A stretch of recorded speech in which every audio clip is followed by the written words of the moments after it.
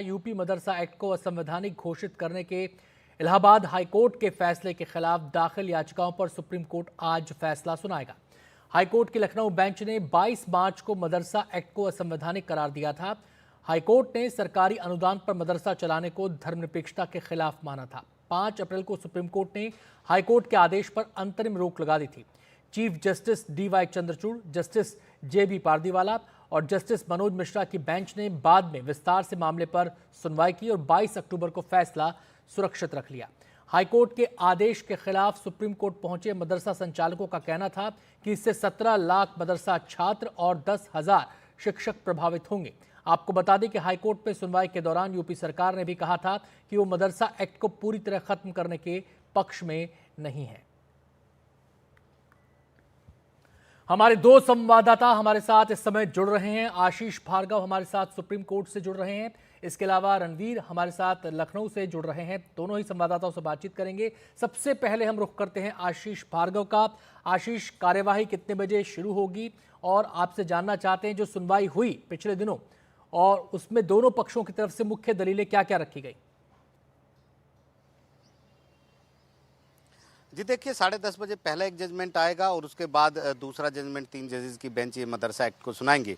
काफ़ी अहम है इसे मोड़ पर, जहां पर सुप्रीम कोर्ट ने जो 22 मार्च का फैसला था उसको स्टे कर दिया था और उसी समय चीफ जस्टिस DY चंद्रचूड़ की बेंच ने कहा था कि पहली नज़र में जो फैसला इलाहाबाद हाई कोर्ट का है जिसमें मदरसों को असंवैधानिक करार दिया गया वो सही नहीं है, ये उन्होंने कहा था। और इसके बाद एक लंबी चौड़ी सुनवाई हुई सारे तमाम पक्षों से। यूपी सरकार ने एक बार फिर डिफेंड किया, क्योंकि यूपी सरकार, हालांकि उस समय मुलायम सिंह सरकार थी 2004 में, वो ये लेकर आई थी, लेकिन क्योंकि ये सरकार लेकर आई थी मदरसा एक्ट, इसलिए यूपी सरकार ने हाई कोर्ट में भी डिफेंड किया था।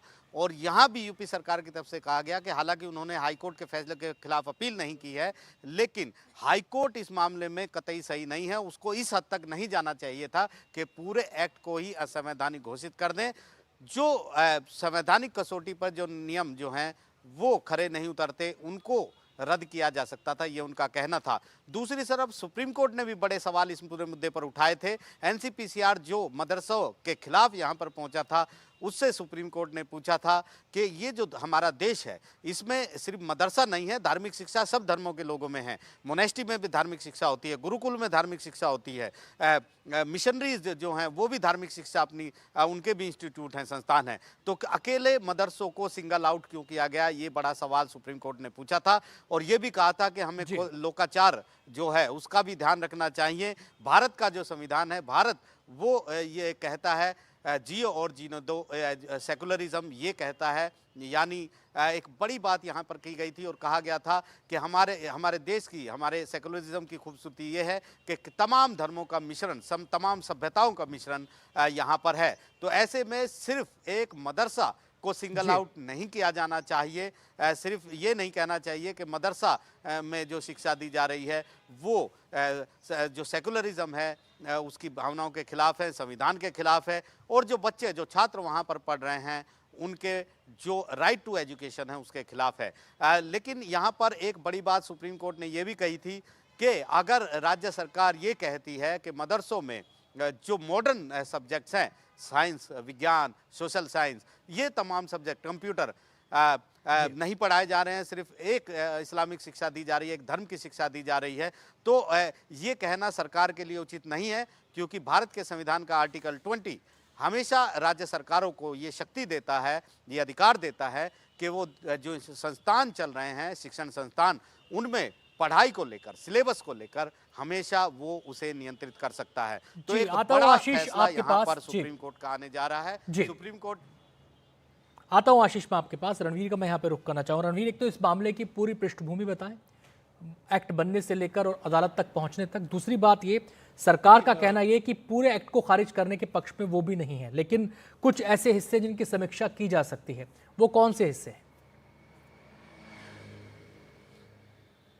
देखिए, प्रधानमंत्री मोदी ने कहा था एक हाथ में कुरान और एक हाथ में कंप्यूटर, और इसी प्रधानमंत्री की सोच को उत्तर प्रदेश सरकार ने 2018 में अमली जमा भी पहनाया था, जब उत्तर प्रदेश राज्य सरकार ने मदरसों का सिलेबस बदला था इसी कानून के तहत, मदरसा एक्ट 2004 के तहत, जिसमें न सिर्फ दीनी तालीम बल्कि राज्य सरकार ने कहा था कि जो मॉडर्न एजुकेशन है, जिसमें कंप्यूटर भी होगा, साइंस भी होगा, इंग्लिश भी होगा, ये भी शामिल होगा।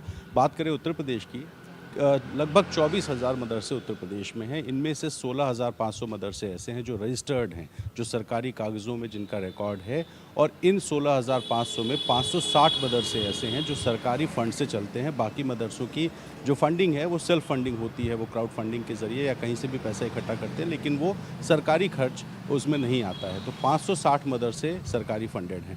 अब अगर बात करें इतिहास की, मदरसा संचालकों का कहना है कि उत्तर प्रदेश में 17 लाख छात्र हैं जो कि मदरसों में पढ़ते हैं और 10,000 शिक्षक हैं। अगर 22 मार्च 2024 का जो हाईकोर्ट का फैसला था उसको लागू करते हैं तो ये 17 लाख छात्र और 10,000 शिक्षक, ये दोनों प्रभावित होंगे। और साथ ही चूँकि संविधान और के संरक्षण की जो बात हो रही है तो वो उसका पालन करते हैं जो राज्य का कानून है। तो उनका ये कहना है कि साहब, हम दीनी तालीम भी दे रहे हैं और सिलेबस तो राज्य सरकार ही तय कर रही है, इसलिए इसको बंद नहीं करना चाहिए। और अगर यहाँ पे बात करें यूपी में, तो यूपी सरकार भी ये मानती है कि इसको बंद करने की जगह पर इसमें कुछ संशोधन कर दिया जाता, इसमें कुछ और बदलाव हाईकोर्ट अगर कर देती तो राज्य सरकार ज़्यादा सहमत थी। लेकिन सवाल ये भी है कि हाईकोर्ट के फैसले को भी हाईकोर्ट ने उसके खिलाफ जाकर के कोई स्टैंड नहीं लिया था। तो अब सुप्रीम कोर्ट में इसमें सुनवाई होनी है, और अगर ये इसको लागू कर दिया जाता है, यानी कि जो हाई कोर्ट का फैसला है अगर सुप्रीम कोर्ट उसको मान लेती है तो पूरे मदरसे बंद हो जाएंगे और एक बहुत बड़ा असर पड़ेगा इस पर। लेकिन अगर ऐसा नहीं होता है तो देश भर के बाकी राज्यों पर भी एक मैसेज ये जाएगा कि सुप्रीम कोर्ट इसके पक्ष में नहीं है। और मदरसे चूँकि सेकुलरिज्म का एक हिस्सा है, जैसा कि अभी आशीष जी बता रहे थे कि गुरुकुलों में भी पढ़ाई होती है, मिशनरीज़ में भी पढ़ाई होती है, धार्मिक तालीम के साथ साथ जो औपचारिक शिक्षा होती है। NCPCR ज़रूर इस बात को क्लेम कर रहा है कि जो मदरसे हैं वो औपचारिक शिक्षा नहीं देते हैं, इस वजह से मदरसों को बंद कर देना चाहिए। लेकिन फिलहाल NCPCR से ही जब सुप्रीम कोर्ट ने पिछली टिप्पणी में सुनवाई करके सवाल पूछा था कि इसमें बदलाव किया जा सकता है लेकिन बंद करना कोई विकल्प नहीं है, तो सुप्रीम कोर्ट का जो फैसला है उस पर नज़र है। और राज्य सरकार भी इस मामले पे बहुत ध्यान से देख रही है, क्योंकि राज्य सरकार ने 2018 में सिलेबस बदला था और राज्य सरकार का भी पक्ष यही है कि मदरसों को बंद करने की जगह पे जो नियम है उसमें कुछ बदलाव किए जा सकते हैं।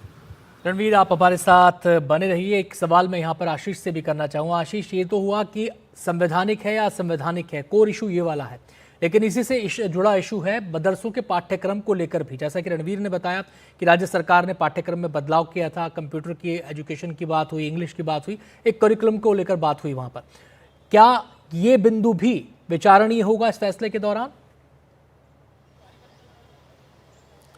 जी बिल्कुल होगा। यहाँ पर बड़े सवाल पूछे गए थे, ये भी पूछा गया था सुप्रीम कोर्ट में ने ये भी पूछा था कि हाँ, मदरसा बोर्ड से कि ये बताइए कि क्या जो है मदरसे में पढ़ने वाला छात्र क्या नीट का एग्ज़ाम दे सकता है। ये भी सवाल पूछा था कि आप किस तरह की डिग्री देते हैं, क्या आप हायर एजुकेशन अंडर ग्रेजुएट या ग्रेजुएट या पोस्ट ग्रेजुएट आप पढ़ाते हैं। तो वहाँ मदरसा ने बताया था कि जो मदरसा है वो स्कूल के एक्विवेलेंट है 10वीं और 12वीं, लेकिन UGC के पास उनकी एप्लीकेशन पेंडिंग है।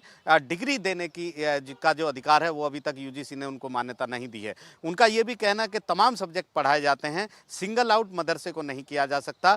हम इसे एक धार्मिक शिक्षा के साथ साथ एक अल्पसंख्यक द्वारा स्थापित संस्थान, भारत का संविधान उनको ये शक्ति देता है और उसको बदला नहीं जा सकता। हर तरह के सब्जेक्ट छात्रों को पढ़ाए जाते हैं और ये एक महत्वपूर्ण बिंदु है यहाँ पर, जिस पर सुप्रीम कोर्ट को अब फैसला देना है। लेकिन सुप्रीम कोर्ट की एक टिप्पणी को हम याद रखेंगे कि उसने ये भी बोला था कि राज्य सरकार के पास हमेशा से ये अधिकार भारत के संविधान ने दिया है कि शिक्षण संस्थानों में किस तरह की पढ़ाई हो, कौन सा सिलेबस हो, ये तमाम वो रेगुलेट कर सकता है। तो कहीं ना कहीं सुप्रीम कोर्ट का ये जो टिप्पणी थी ये काफ़ी अहम है, ऐसे मोड़ पर जो इशारा कर रही है कि ये जो फैसला है वो किस तरफ जा सकता है। जी हमारे साथ बने रहिए। एक और जो बड़ा फैसला आने वाला है उस पर हम आपसे बातचीत करेंगे। रणवीर, फिलहाल आपका बहुत बहुत शुक्रिया हमारे साथ इस खबर पर जुड़ने के लिए, जानकारी देने के लिए।